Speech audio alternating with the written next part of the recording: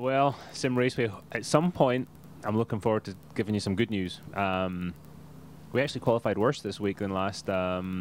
We made some basic errors with the setup of the car. We were trying some different stuff. We haven't got comfortable, lack of track time, so we made some big swings at it, and we missed on something as simple as right height. So the car was hammering the ground in some of the corners, unable to turn. And that was it. We didn't even get out of the first group, so very disappointing. And as sometimes happens, you know, my teammate Scott, he went another direction, and he liked his car. Some of that as well, as Scott has a different style of driving. He really likes to drive the thing sideways a lot.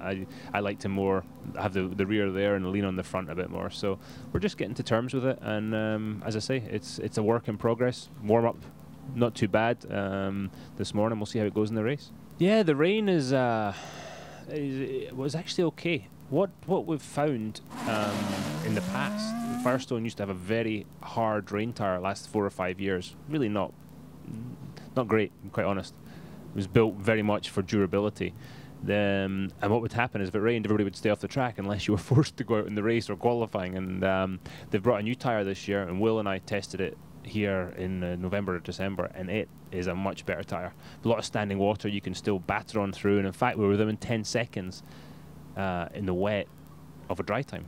So it's really a big improvement, and you know, I think if we do get a wet race this year, it's going to be pretty entertaining. I think the biggest two differences, obviously the tire is different, and what the construction of the tire, the compound, and that really dictates everything else you do with a car completely, from, you know, some ways aero, but certainly all the mechanical stuff. I mean, really everything mechanical in the car, even down to the damping. Most street courses are smoother than the road course or the street courses we race on. So that's another thing to take into account. Probably more high-speed corners. The street course tires are preferable. A bit more grip on a street course tire, but we'd shred them within a couple of laps if we stuck them on here. I think I'll get my teammate Scott Dixon to come in and talk to you about that one, because he's obviously having a bit more comfort and success with his car right now. We're still struggling, and all I can say is, Simraceway guys, I wish you luck. I wish you luck with it, because it is a tough thing to master. Some guys have obviously done it.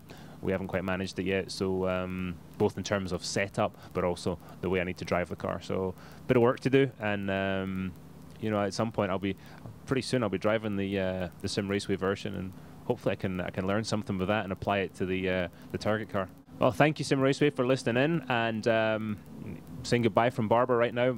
We're heading to Long Beach next. Hopefully we've got some better news for you there.